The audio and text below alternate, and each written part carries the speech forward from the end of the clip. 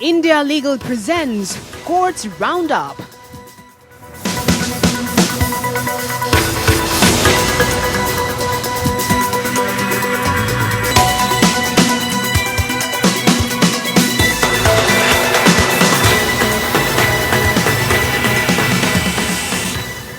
नमस्कार, मैं हूं आपके साथ नेहा दुबे। कोर्ट्स राउंडअप में आपका स्वागत है। इस बुलेटिन में हम अगले आधे घंटे आपको कोर्ट से जुड़े तमाम छोटी बड़ी खबरों से करवाएंगे रूबरू।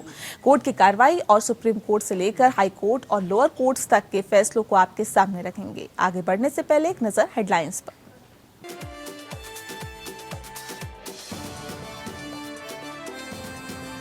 बरामदगी भ्रष्टाचार निवारण अधिनियम की धारा 7 के तहत अपराध कायम करने के लिए नहीं है पर्याप्त, साबित करना जरूरी कि स्वेच्छा से रिश्वत ली गई। आजीवन कारावास की सजा पर दिल्ली हाईकोर्ट ने कहा, सीआरपीसी की धारा 335 के तहत कैदी की रिहाई के लिए केंद्र सरकार की सहमति आवश्यक।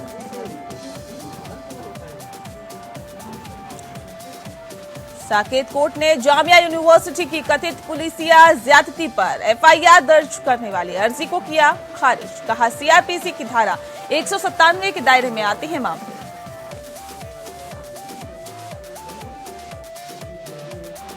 अधिवक्ताओं और न्याय कर्मियों को टीकाकरण में प्राथमिकता देने पर दाखिल जनहित याचिका पर कोई सुनवाई। दिल्ली हाईकोर्ट ने सरकार को प्राथमिकता देने पर विचार करने का दिया निर्देश।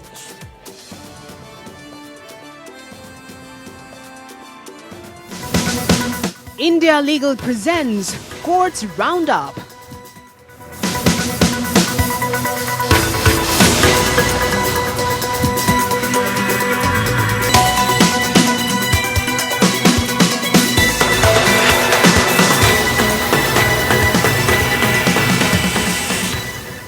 नमस्कार, कोर्ट्स राउंडअप में स्वागत है आपका और मैं हूं आपके साथ नेहा दुबे। सुप्रीम कोर्ट ने कहा कि केवल करेंसी नोटों का कब्जा या बरामदगी भ्रष्टाचार निवारण अधिनियम की धारा के 7 के तहत अपराध कायम करने के लिए पर्याप्त नहीं है। आरोप साबित करने के लिए ये उचित संदेह से परे साबित किया जाना चाहिए कि अभियुक्त ने स्वेच्छा से रिश्वत के रूप में जानते हुए ये पैसा स्वीकार किया। Justice Ashok Bhushan, justice R Subhash Reddy और जस्टिस एमआर शाह की पीठ ने भ्रष्टाचार के एक मामले में एक व्यक्ति को सजा देने के हाईकोर्ट के आदेश को रद्द करते हुए कहा कि इस मामले में आरोपी जो मदुरै नगर निगम का सैनिटरी इंस्पेक्टर था को ट्रायल कोर्ट ने भ्रष्टाचार के मामले में बरी कर दिया था। उच्च न्यायालय ने राज्य द्वारा दायर की गई अनुमति देते हुए ट्रायल कोर्ट के फैसले को पलट दिया और आरोपी को दोषी ठहराया। ये समान रूप से अच्छी तरह से तय किया गया है कि केवल बरामदगी ही अभियुक्त के खिलाफ अभियोजन के आरोप को साबित नहीं कर सकती। सीएम गिरीश बाबू बनाम सीबीआई और बी जयराज बनाम आंध्र प्रदेश राज्य मामलों में इस न्यायालय के निर्णय को संदर्भ बनाया जा सकता है। अवैध घूस के लिए मांग के सबूत की अनुपस्थिति और करेंसी नोटों का वसूल और कब्जा इस तरह के अपराध का गठन करने के लिए पर्याप्त नहीं है। दरअसल निर्णयों में यह भी कहा गया है कि अधिनियम की धारा 20 के तहत अनुमान भी अवैध घूस की मांग और स्वीकृति के बाद लिया जा सकता है। ये भी काफी तरह से अच्छी तरह से ये तय है कि आपराधिक न्याय शास्त्र में निर्दोषता का शुरुआती अनुमान ट्रायल कोर्ट द्वारा दर्ज बरी होने से दोगुना हो जाता है। अदालत ने यह भी नोट किया कि इस मामले में ट्रायल कोर्ट द्वारा व्यक्ति को बरी करने के लिए दर्ज खोज एक संभावित दृष्टिकोण है और इसीलिए उच्च न्यायालय को दोष मुक्त करने के लिए बरी किए गए फैसले को उलटना नहीं चाहिए था।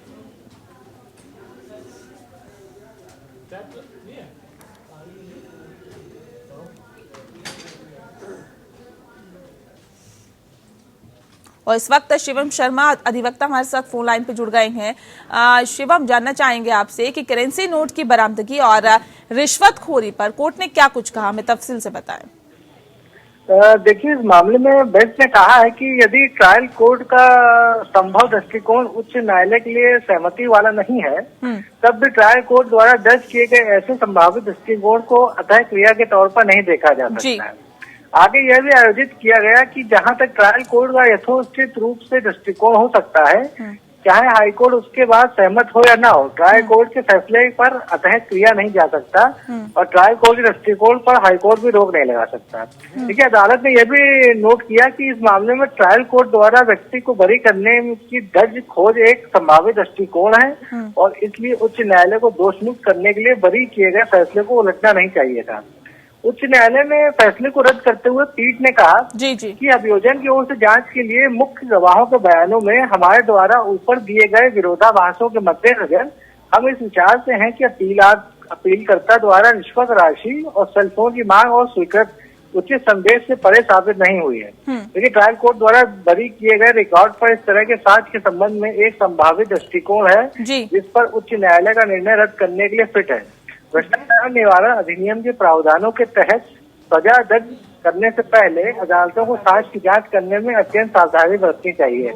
एक बार भ्रष्टाचार निवारण अधिनियम के प्रावधानों के तहत अभियोग पर दोष सिद्ध किए जाने के बाद यह व्यक्ति पर सेवा प्रदान करने के गंभीर परिणामों के अलावा समाज में एक सामाजिक कलंक भी लगा देता है। जी, चलिए, बहुत शुक्रिया आपका शिवम हमारे साथ सीधे फोन लाइन पर जुड़ने के लिए। वहीं टीआरपी घोटाले के अंदर आरोपी बार्क के पूर्व सीईओ पार्थोदास गुप्ता ने मेडिकल आधार पर जमानत पर रिहा करने की अर्जी सुप्रीम कोर्ट में लगाई है। हालांकि सुप्रीम कोर्ट ने मामले की सुनवाई टाल दी क्योंकि पक्षकार की ओर से अनुरोध किया गया था कि पार्थोदास गुप्ता टीआरपी घोटाले के मुख्य आरोपियों में से एक है। दास गुप्ता ने स्वास्थ्य संबंधित परेशानियों का हवाला देते हुए जेल से बाहर निकालने की गुहार लगाई है। दरअसल दास गुप्ता को बीमारी के इलाज के लिए मुंबई के जेजे अस्पताल में दाखिल कराया गया था। इसके बाद ही जमानत पर रिहा करने के लिए अर्जी लगाई गई। हालांकि एक जमानत अर्जी बॉम्बे हाई कोर्ट ने उनके सामने भी रखी। आपको बता दें कि बॉम्बे हाई कोर्ट के सामने ये अर्जी लगाई गई और ऐसे में बंबई उच्च न्यायालय ने टेलीविजन रेटिंग पॉइंट यानी कि टीआरपी के कथित फर्जी घोटाले के अंदर आरोपी ब्रॉडकास्ट ऑडियंस रिसर्च काउंसिल यानी कि बार्क के पूर्व मुख्य कार्यकारी अधिकारी पार्थोदास गुप्ता की अर्जी पर सुनवाई 9 फरवरी के लिए स्थगित कर दी है। दास गुप्ता ने ये दलील देते हुए जमानत का अनुरोध किया था कि इस मामले में अन्य सभी आरोपी जमानत पर बाहर हैं। मुंबई की पुलिस की अपराध शाखा ने उन्हें पिछले साल 24 दिसंबर में टीआरपी मामले में गिरफ्तार किया था। मंगलवार को दास गुप्ता के वकीलों ने अदालत से कहा कि बार्क के पूर्व मुख्य कार्यकारी अधिकारी को मेरुदंड की समस्या है और उन्हें चिकित्सीय देखरेख की जरूरत ज्यादा है।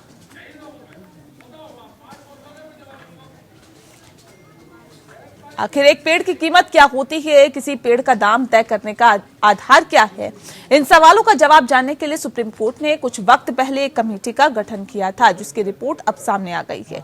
सुप्रीम कोर्ट द्वारा गठित कमेटी के मुताबिक किसी भी एक पेड़ की कीमत 74,500 रुपए प्रति साल की होती है और ऐसे में हर साल बीतने के साथ ही उसकी कीमत में ये राशि जुड़ जाती है।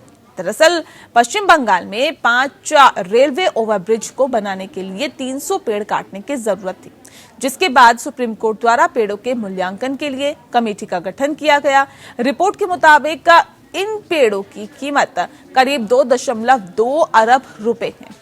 कमेटी के अनुसार किसी भी पेड़ की कीमत बाजार में लकड़ी के दाम के अलावा उसके द्वारा दिए जा रहे ऑक्सीजन, कंपोस्ट सुविधा और उसकी उम्र के आधार पर तय की जा सकती है। पेड़ की कीमत अगर 74,500 रुपए सालाना है तो उसमें ऑक्सीजन की कीमत 45,000, उर्वरकों की कीमत 20,000 और बाकी लकड़ी की कीमत होगी। वैसे तो इस कमेटी ने अपनी ये रिपोर्ट 1 साल पहले ही दी थी, लेकिन बुधवार को चीफ जस्टिस एस.ए. बोबडे ने इस पर कमेंट किया। चीफ जस्टिस ने सुझाया कि अगर किसी भी रेल या रोड प्रोजेक्ट की कीमत तय की जाती है तो उस दौरान काटे जाने वाले या हटाए जाने वाले पेड़ों की कीमत भी तय होनी चाहिए और उसे प्रोजेक्ट की राशि में शामिल किया जाना चाहिए। बंगाल में जिन रेलवे प्रोजेक्ट को लेकर 300 पेड़ काटने की बात की जा रही है और वो भारत सरकार के सेतु भारतम मेगा प्रोजेक्ट का हिस्सा है, इसी कीमत करीब 20,000 करोड़ रुपए से अधिक है। आपको बता दें कि जिन पेड़ों को लेकर रिपोर्ट तैयार हुई है उनकी उम्र 100 साल तक मानी गई है और उसी के आधार पर कीमत तय हुई है। सुप्रीम कोर्ट द्वारा बनाई गई इस कमेटी में पर्यावरण से जुड़े कई एक्सपर्ट भी शामिल हुए थे। सर्वोच्च अदालत ने अपनी टिप्पणी में सरकार को सलाह दी कि उन्हें भविष्य के प्रोजेक्टों को ध्यान में रखते हुए ये भी कोशिश करनी चाहिए कि पर्यावरण को नुकसान ना हो और पेड़ों को ना काटा जाए।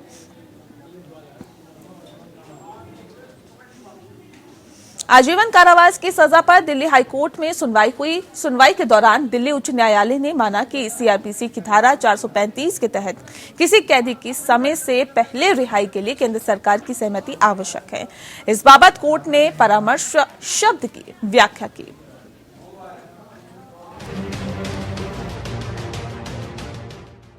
दिल्ली उच्च न्यायालय ने माना है कि सीआरपीसी की धारा 435 के तहत किसी कैदी की समय से पहले रिहाई के लिए केंद्र सरकार की सहमति आवश्यक है।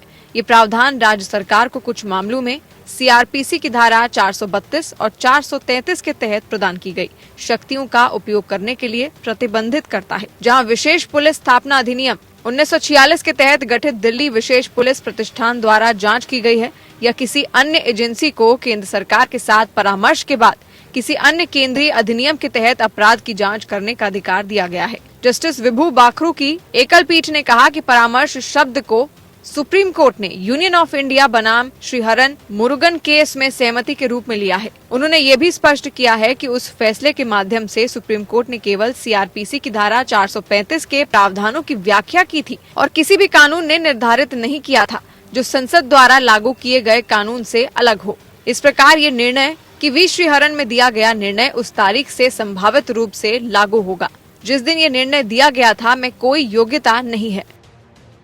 एसआरबी दिशा निर्देशों के अनुसार याचिकाकर्ता 7 मई 2017 को समय से पहले रिहाई का पात्र हो गया। एसआरबी ने याचिकाकर्ता की समय से पहले रिहाई की सिफारिश की और दिल्ली के उपराज्यपाल 4 मौकों पर मंजूरी दी गई थी। हालांकि केंद्र सरकार ने पहले 3 मौकों पर उक्त निर्णय पर सहमति नहीं जताई और चौथी सिफारिश पर बैठ जाने का आरोप लगाया। पीठ ने निष्कर्ष निकाला कि याचिकाकर्ता की समय से पहले रिहाई की एआरबी की सिफारिश एक अच्छी तरह से विचार की गई है और जब तक उससे असहमत होने का कोई प्रासंगिक कारण नहीं है उसी को स्वीकार किए जाने की आवश्यकता है।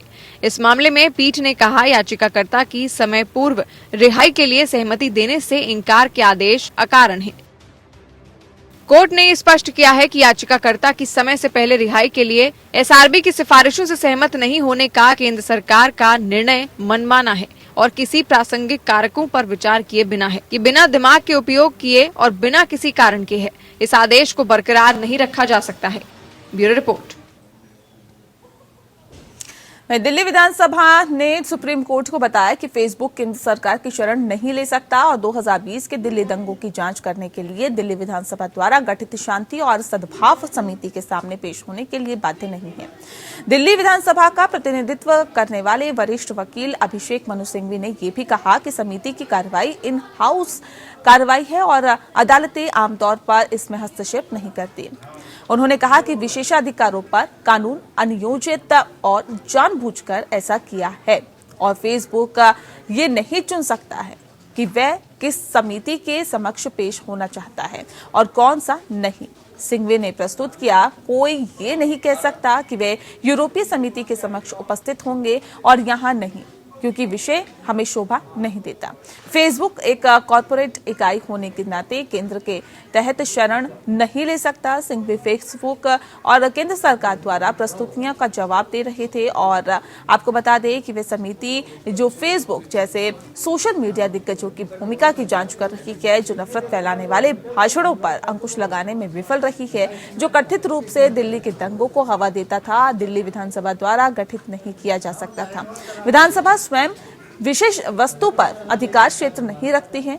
केंद्र सरकार की ओर से सॉलिसिटर जनरल तुषार मेहता ने मंगलवार को कहा कि क्षेत्राधिकार की कमी मामले की जड़ में जाती है और अगर समिति को असंवैधानिक नहीं ठहराया जाता और फिर अन्य राज्य भी उन विषयों पर हस्तक्षेप करना शुरू कर देंगे जो सहकारी संघवाद की आड़ में उनके डोमेन के भीतर नहीं है। सिंघवी ने एक मामला बताया और ये भी बनाया कि संसद ने सचेत रूप से विशेषाधिकार के कानून को संहिताबद्ध नहीं किया क्योंकि वह इसे अछूता नहीं रखना चाहती थी।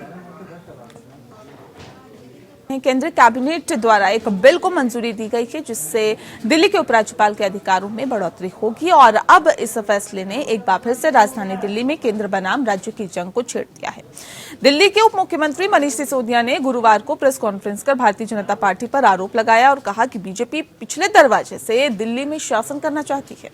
गुरुवार को मनीष सिसोदिया ने प्रेस कॉन्फ्रेंस में कहा कि केंद्र सरकार ने दिल्ली में चुनी हुई सरकार के अधिकार को छीनने का काम किया और एलजी को देने का काम किया है। अब दिल्ली सरकार के पास कोई फैसला लेने की ताकत नहीं होगी। ये सभी फैसले गोपनीय तरीके से लिए जा रहे हैं और ऐसे में दिल्ली के उप मुख्यमंत्री ने आरोप लगाया कि केंद्र का फैसला संविधान और लोकतंत्र के खिलाफ है और सुप्रीम कोर्ट का आदेश भी कहता है कि सिर्फ 3 मसलों को बाकी सभी फैसले दिल्ली की राज्य सरकार ले सकती है, लेकिन केंद्र सरकार ने सर्वोच्च अदालत के फैसले को भी दरकिनार कर दिया है। मनीष सिसोदिया ने कहा है कि केंद्र सरकार के फैसले को पूरी तरह से स्टडी करने के बाद राज्य सरकार आगे का कदम उठाएगी। दरअसल मोदी कैबिनेट द्वारा गवर्नमेंट ऑफ एनसीटी एक्ट में कुछ बदलाव किया गया है। इस फैसले के तहत विधानसभा से अलग भी कुछ फैसलों पर उपराज्यपाल का अधिकार होगा। ताजा संशोधन के मुताबिक दिल्ली सरकार को अब विधायिका से जुड़े फैसलों को उपराज्यपाल के पास 15 दिन पहले और प्रशासनिक फैसलों को करीब 1 हफ्ते पहले मंजूरी के लिए भेजना होगा। अब इस फैसले पर दिल्ली सरकार की ओर से केंद्र सरकार पर निशाना साधा जा रहा है और कामकाज में दखल देने का आरोप भी लगाया जा रहा है।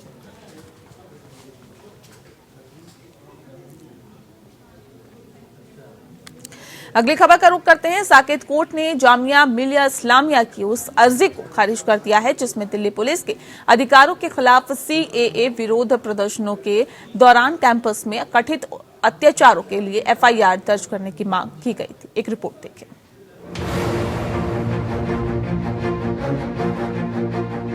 साकेत कोर्ट ने जामिया मिलिया इस्लामिया द्वारा सीआरपीसी की धारा 156(3) के तहत दायर एक आवेदन को खारिज कर दिया है।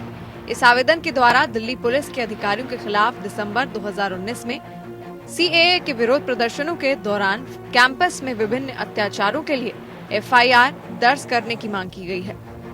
मेट्रोपॉलिटन मजिस्ट्रेट रजत गोयल विश्वविद्यालय के आवेदन पर सुनवाई कर रहे थे। इस आवेदन में आरोप लगाया गया था कि दिल्ली पुलिस ने सार्वजनिक विश्वविद्यालय की संपत्ति के साथ बर्बरता करने और असहाय छात्रों के खिलाफ बल के अनावश्यक उपयोग सहित कई अत्याचार किए, जो केवल शांतिपूर्ण तरीके से विरोध करने के लिए अपने लोकतांत्रिक अधिकार का प्रयोग कर रहे थे। 15 दिसंबर 2019 को लोगों ने नागरिकता संशोधन अधिनियम के खिलाफ जामिया मिलिया इस्लामिया विश्वविद्यालय क्षेत्र के पास एक शांतिपूर्ण विरोध प्रदर्शन करने का फैसला किया। विश्वविद्यालय ने आरोप लगाया कि भीड़ को हटाने के लिए पुलिस अधिकारियों ने बिना किसी मंजूरी के विश्वविद्यालय परिसर में तोड़फोड़ की और मनमाने बल का इस्तेमाल किया और विश्वविद्यालय के कई सुरक्षा गार्डों और विश्वविद्यालय के छात्रों की भी पिटाई की। ये भी आरोप लगाया गया कि उक्त पुलिस अधिकारियों ने विश्वविद्यालय की संपत्ति को नष्ट करने के लिए आंसू गैस के गोले दागे और लाठीचार्ज किया। इसके साथ ही पुलिस ने विश्वविद्यालय मस्जिद में प्रवेश करके क्षेत्र के स्थानीय लोगों की धार्मिक भावनाओं को भी आहत किया है। शिकायतकर्ता ने एसएचओ पीएस जामिया नगर और संबंधित एसीपी और डीसीपी को इस संबंध में एक शिकायत की थी, लेकिन उक्त शिकायतों पर कोई कार्रवाई नहीं की गई। ये ध्यान दिया जा सकता है कि आपराधिक प्रक्रिया संहिता सीआरपीसी की धारा 197 के अनुसार कोई भी अदालत किसी लोक सेवक के खिलाफ आपराधिक आरोपों का संज्ञान नहीं ले सकती जब तक कि उस पर मुकदमा चलाने की पिछली मंजूरी सक्षम अधिकारी से प्राप्त नहीं हो जाती। मामले के तथ्यों पर ध्यान देते हुए कोर्ट ने कहा कि त्वरित मामले में सभी उत्तरदाता कानून और व्यवस्था की स्थिति को नियंत्रित करने के लिए कार्य कर रहे थे, जो नागरिकता संशोधन अधिनियम 2019 के संबंध में सामने आए थे। न्यायालय ने यह भी कि विरोध प्रदर्शन देश के कई हिस्सों में हिंसक रूप ले चुके थे और कानून और व्यवस्था की स्थिति तनावपूर्ण हो गई थी।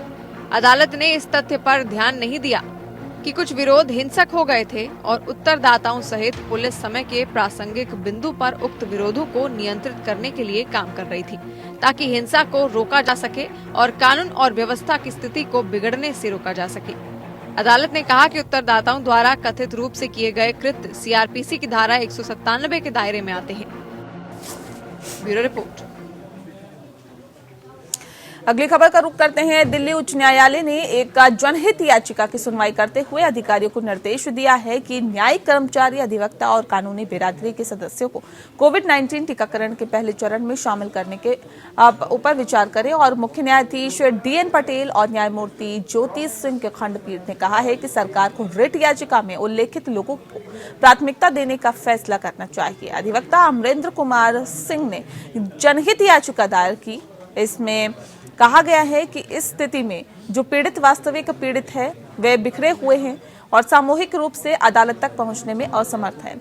याचिकाकर्ता की ओर से पेशवा वरिष्ठ वकील प्रदीप राय ने प्रस्तुत किया कि कोविड-19 के दौरान, अब इस प्रकोप के दौरान कानूनी बिरादरी को काफी मुश्किलों का सामना करना पड़ा। मुख्य न्यायाधीश पटेल द्वारा ये पूछे जाने पर कि क्या संबंधित अधिकारियों के समक्ष कोई प्रतिनिधित्व दिया गया था, प्रदीप राय ने प्रस्तुत किया कि उन्होंने UIDAI से संपर्क किया था और प्राधिकरण को इससे कोई आपत्ति नहीं है। पीठ ने जनहित याचिका का निपटारा करते हुए उत्तरदाताओं को निर्देश दिया कि वे इस जनहित याचिका पर कानून के अनुसार एक प्रतिनिधित्व के रूप में विचार करें।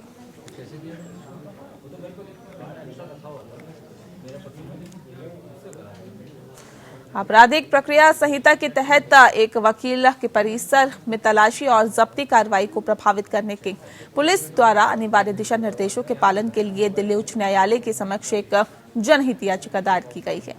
हाईकोर्ट के समक्ष याचिकाकर्ता एडवोकेट निखिल बोरवंकर हैं और ऐसे में एडवोकेट महकमा प्राचार के परिसर में पुलिस की छापेमारी और उत्तर प्रदेश की एटा में पुलिस द्वारा एक और अधिवक्ता की नृशंस हत्या के संबंध में सुप्रीम कोर्ट बार एसोसिएशन के बयान का हवाला दिया गया। याचिकाकर्ता ने दावा किया कि ये याचिका उस समय दायर की गई जब विवादास्पद मामलों में आरोपी व्यक्तियों और पीड़ितों का प्रतिनिधित्व करने वाले कुछ अधिवक्ताओं के खिलाफ जांच में अधिवक्ताओं और जांच एजेंसियों के बीच अविश्वास का माहौल मौजूद है। याचिकाकर्ता ने कहा कि स्थिति व्यक्तियों को जानबूझकर निशाना बनाने और राज्य की कानून व्यवस्था को ध्वस्त करने के उद्देश्य से न्याय और विपक्ष और पक्षपात रहित बनाने की धारणा को जन्म देती है। इस प्रकार बोरवानकर ने प्रार्थना की कि प्रक्रियाओं को ये सुनिश्चित करने के लिए डिजाइन किया जाना चाहिए कि विशेषाधिकार प्राप्त सामग्री को अनुचित तरीके से नहीं देखा जाए। जनहित याचिका पर मुख्य न्यायाधीश DN पटेल और न्यायमूर्ति ज्योति सिंह की खंडपीठ ने सुनवाई की। नोटिस जारी करने का विरोध अतिरिक्त सॉलिसिटर जनरल चेतन शर्मा ने किया, जो केंद्र सरकार के लिए पेश हुए थे।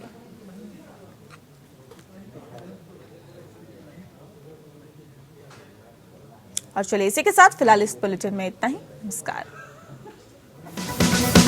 India Legal presents Courts Roundup.